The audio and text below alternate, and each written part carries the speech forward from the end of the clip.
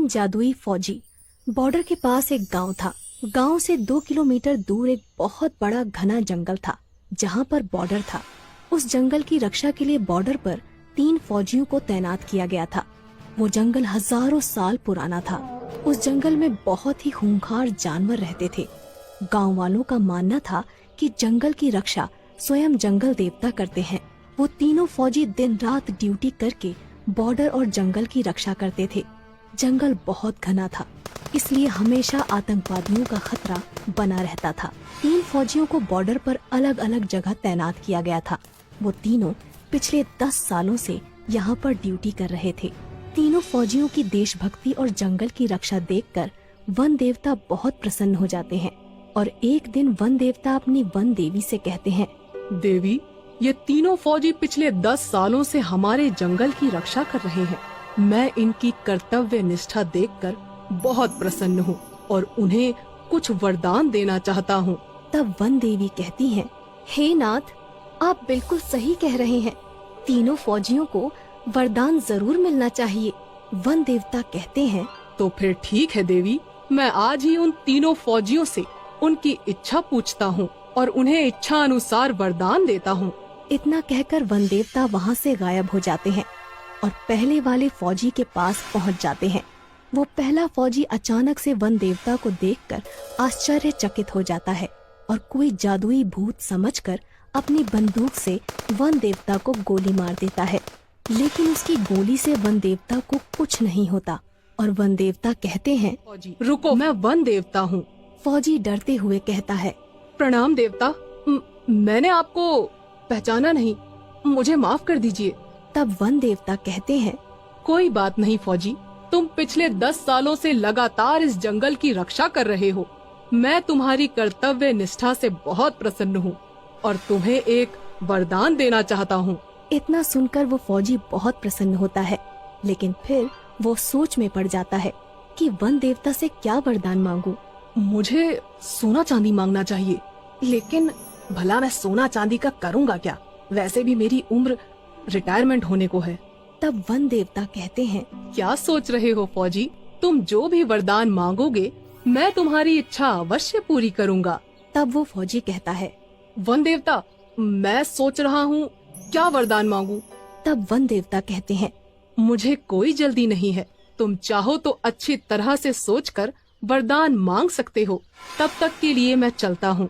इतना कहकर वन देवता अंतर ध्यान हो जाते हैं। वन देवता के जाते ही वो फौजी लगातार सोच में पड़ जाता है कि उसे क्या वरदान मांगना चाहिए। वो अपने मन में सोचता है, मेरे पास भगवान का दिया हुआ सब कुछ है। एक अच्छी बीवी है, 2 बाल बच्चे हैं और सभी की जिंदगी खुशी खुशी गुजर रही है। मुझे अपनी देश की रक्षा के लिए कुछ मांगना चाहिए। वो पहला फौजी काफी देर तक सोच विचार करने के बाद वन देवता को पुकारता है। वन देवता तुरंत वहाँ प्रकट हो जाते हैं। बोलो फौजी, तुम्हें क्या वरदान चाहिए? तब वो फौजी कहता है, वन देवता जी, मेरे पास सब कुछ है, लेकिन आप मुझे एक जादुई बंदूक प्रदान करें। उस बंदूक से मैं जो कुछ भी मांगू मेरी वो इच्छा पूरी हो जाए। इसके बाद वन देवता कहते हैं, जैसी तुम्हारी इच्छा, मैं तुम्हें एक जादुई बंदूक प्रदान करता हूँ। इस बंदूक की मदद से तुम कुछ भी कर सकते हो। इसके बाद वन देवता उस फौजी को एक जादुई बंदूक प्रदान करते हैं और वहाँ से गायब हो जाते हैं। वन देवता के जाते ही वो पहला फौजी कहता है, मुझे इस जादुई बंदूक का टेस्ट करना चाहिए। मुझे बहुत तेज भूख लगी है, मुझे शाही खाना चाहिए। और इतना कहते ही उस फौजी के सामने बहुत सारा शाही खाना प्रकट हो जाता है। वो फौजी खाना खाने लगता है। इसके बाद वन देवता दूसरे फौजी के पास पहुंचते हैं। दूसरा फौजी उस समय जंगल के पास मौजूद एक तालाब में नहा रहा था। वन देवता को देखते ही वो फौजी थोड़ा घबरा जाता है और कहता है, अरे तुम कौन हो? तब वन देवता कहते हैं, घबराओ मत फौजी, मैं वन देवता हूँ। तुम पिछले 10 सालों से मेरे जंगल की देखभाल कर रहे हो। मैं तुम्हारी कर्तव्य निष्ठा से बहुत प्रसन्न हुआ हूँ और तुम्हें एक वरदान देना चाहता हूँ।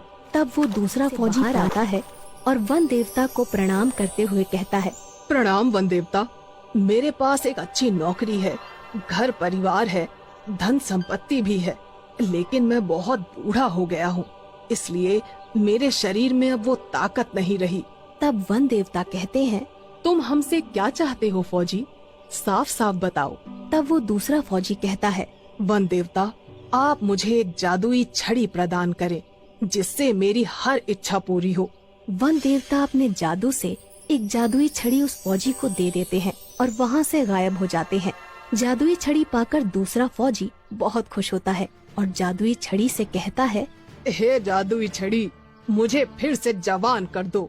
और इतना कहते ही वो जादुई छड़ी उस फौजी को फिर से जवान और ताकतवर बना देती है।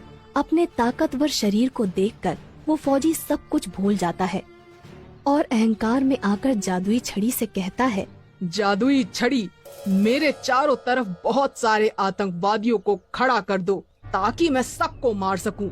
इतना कहते